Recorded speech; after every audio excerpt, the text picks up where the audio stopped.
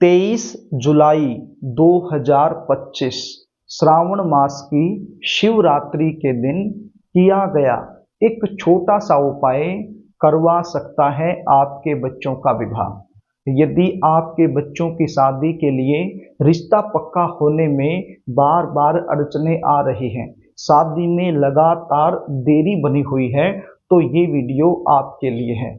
आज मैं आपको इस वीडियो के माध्यम से एक ऐसा सरल एवं चमत्कारी उपाय बताने वाला हूं जो कि मेरा आजमाया हुआ है। मैंने इस उपाय को काफी बच्चों पर आजमाया है, तो काफी अच्छा रिजल्ट मुझे इस उपाय का देखने को मिला है। इसलिए मैं चाहता हूं जितने भी मेरे प्यारे दर्शक ये वीडियो देख रहे हैं वो सब ये उपाय करें, ताकि बच्चों की शादी में जो अड़चने आ रही हैं वो दूर हो जाएं और जल्द से जल्द अच्छा रिश्ता मिल जाए।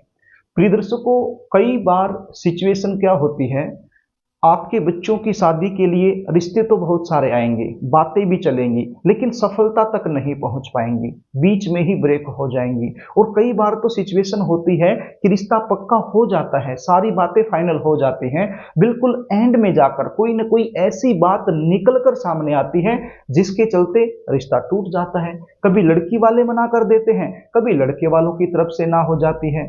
कुछ ऐसे रिश्ते आएंगे जो आपके लेवल के नहीं हैं, आपको पसंद नहीं है, आपके बच्चे वहां नहीं करना चाहते हैं, तो सीधी सी बात है आप अपनी तरफ से मना कर दोगे। और कोई ऐसा रिश्ता जो बिल्कुल आपके लेवल का है, आपके बच्चे भी वहां खुशी खुशी करना चाहते हैं, आपको वो रिश्ता पसंद है, लेकिन वो रिश्ता सामने से पक्का नहीं हो पाएगा।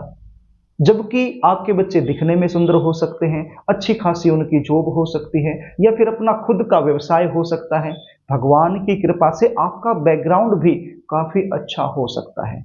इतना कुछ होने के बावजूद भी शादी में लगातार यदि अड़चने बन रही हैं, तो इसका मतलब ये है कि जन्म कुंडली का जो सप्तम भाव, जहां से विवाह का विचार होता है, वो सप्तम भाव पीड़ित अवस्था में है, या फिर सप्तम भाव का स्वामी अलगाववादी ग्रहों के प्रभाव में आ चुका है। तो प्रिय दर्शकों, समस्या चाहे कैसे भी हो, एक उपाय बता रहा हूं, ये उपाय आप जरूर कीजिएगा, आपको लाभ मिलेगा। उपाय बताऊं इससे पहले आपसे निवेदन करना चाहूंगा, यदि आप चैनल पर नए हैं और अभी तक आपने इस चैनल को सब्सक्राइब नहीं किया है, तो मुझसे लगातार जुड़े रहने के लिए अभी इस चैनल को सब्सक्राइब कर लीजिएगा, बेल आइकन को भी प्रेस करके रखिएगा, ताकि हमारी आने वाली इसी प्रकार की जो नई वीडियो है वो आसानी से आपको मिल जाए और बिना अड़चन के वो वीडियो आप देख पाएं। प्रिय दर्शकों, 23 जुलाई 2025 इस दिन बुधवार है और श्रावण मास की शिवरात्रि का जो व्रत है वो इसी दिन रखा जाएगा। तो इसी दिन ये उपाय आपने करना है। सुबह से लेकर शाम तक किसी भी समय आप ये उपाय कर सकते हो, क्योंकि इस दिन मंदिर खुला रहेगा, दोपहर में बंद नहीं होगा। इसलिए ये उपाय आप सुबह से लेकर शाम तक किसी भी समय कर सकते हो। प्रिय दर्शकों, ये उपाय कैसे करना है उसको आप ध्यान से सुन लीजिए। आपके पास एक बेलपत्र होना चाहिए, बिल्कुल साफ सुथरा बेलपत्र। श्रावण का महीना है, आसानी से बेलपत्र मिल जाता है। आपके आसपास कोई बेलपत्र का पेड़ है, वहां से भी आप लेकर आ सकते हो, या फिर मंदिर के सामने भी बहुत सारे ऐसे लोग होते हैं जो बेलपत्र बेच रहे होते हैं, तो वहां से भी आप खरीद सकते हो। तो एक बेलपत्र आपके पास होना चाहिए, और अष्टगंध चंदन आता है अष्टगंध के नाम से, तो ये आपको कहां से मिलेगा? जहां से पूजा का सामान मिलता है, तो वहां से आपको शायद 20-30 रुपए का ये आपको मिल जाएगा, या 30 रुपए का भी मिल सकता है। तो अष्टगंध चंदन के नाम से आपको मिलेगा, वो आप ले आइए। अब ये लिक्विड में भी आता है और ये पाउडर में भी आता है, तो जो भी मिले आपको आसानी से वो आप ले आइए। और इस बेल पत्र के ऊपर आपने लिखना है, ये जो लंबी पत्ती है, देखिए बेल पत्र के ऊपर 3 पत्तियां होती हैं, तो जो लंबी वाली, जो बीच वाली पत्ती है, उस पत्ती पर आपने अष्टगंध चंदन की सहायता से शुभ विवाह लिख देना है। एक माचिस की तिल्ली आप ले सकते हो, उसके ऊपर छोटी सी रुई आप लपेट सकते हो, और उसकी सहायता से अष्टगंध से आपने शुभ विवाह लिख देना है। यदि आप पाउडर वाला अष्टगंध चंदन लेकर आते हो, तो उसमें थोड़ा सा पानी मिला करके उसका घोल बना लीजिए। और यदि लिक्विड आपको मिल जाता है तो पानी मिलाने की शायद आवश्यकता नहीं रहेगी, और फिर भी यदि वो ज़्यादा टाइट है, पानी मिलाने की आवश्यकता है, तो भी आप पानी मिला सकते हो, कोई दिक्कत नहीं है। तो उसकी सहायता से जो बीच वाली पत्ती है उसके ऊपर लिख दीजिए शुभ विवाह। अब 2 पत्तियां बच गई।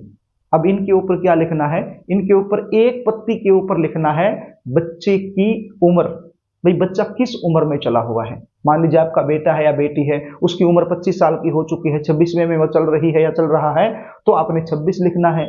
30 की होकर के 31वें में हो गया है तो फिर 31 लिखना है। मतलब जिस भी उम्र में आपका बेटा या बेटी चला हुआ है वो उम्र आपने लिख देनी है, और एक पत्ती पर आपने बच्चे का नाम लिख देना है। जो भी बच्चे का नाम है, लड़का हो या लड़की हो, तो उसका नाम आपने लिख देना है। आप समझ रहे हैं। बीच वाली पत्ती पर आपने लिखा शुभ विवाह, और एक पत्ती पर लिखा बच्चे की उम्र, और एक पत्ती पर लिखा बच्चे का नाम।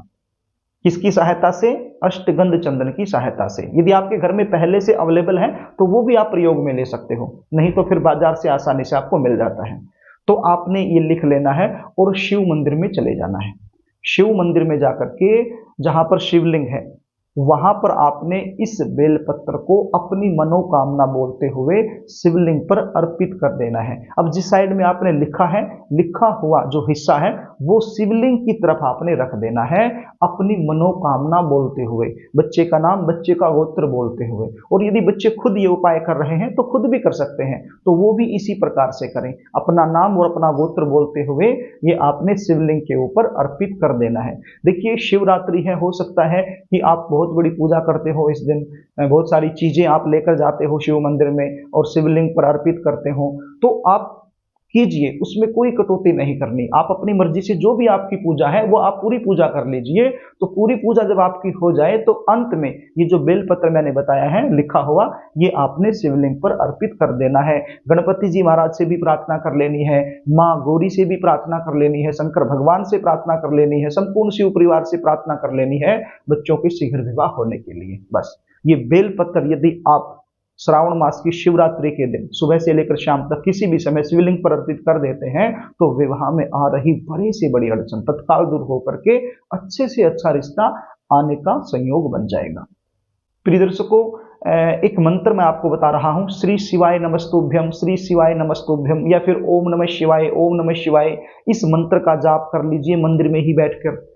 देखिए इस दिन मंदिर में भीड़ हो सकती है तो मंदिर के किसी भी कोने में आप बैठ सकते हो।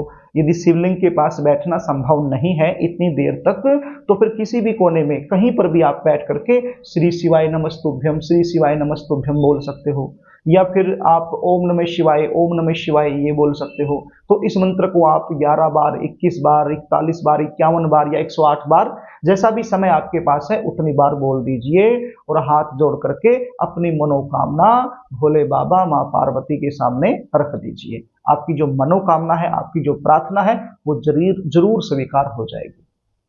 तो प्रिय दर्शकों, यदि आप जानना चाहते हैं बच्चों की शादी कब होगी, कौन से साल में होगी, कौन से महीने में होगी, कैसे परिवार में होगी, कौन सी दिशा में होगी, शादी के बाद का जीवन कैसा रहने वाला है, जीवन साथी कैसा मिलने वाला है, आपकी जन्म कुंडली के आधार पर जल्दी शादी होने के लिए आपको क्या करना चाहिए, क्या नहीं करना चाहिए, यदि इस प्रकार की विशेष जानकारी आप मुझसे लेना चाहते हैं तो स्क्रीन पर दिए गए व्हाट्सएप नंबर के जरिए आप मुझसे संपर्क कर सकते हो। देखिए जानकारी देने की हमारी फीस होती है, वो फीस आपको पे करनी होती है, उसके बाद संपूर्ण जानकारी आपको दे दी जाती है। तो प्रिय दर्शकों, यदि कार्यक्रम आपको अच्छा लगे तो इस वीडियो को लाइक जरूर कर देना और इसको शेयर भी कर देना, ताकि किसी जरूरतमंद के पास ये वीडियो पहुंच जाए और आप पुण्य के भागीदार बन जाएं।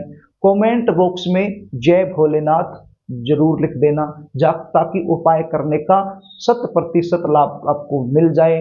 और एक बार फिर आपसे निवेदन करना चाहूंगा, यदि चैनल आपने सब्सक्राइब नहीं कर रखा है तो मुझसे लगातार जुड़े रहने के लिए इसको सब्सक्राइब जरूर कर लेना। आज के लिए बस इतना ही, आगे फिर मिलेंगे, तब तक के लिए नमस्कार।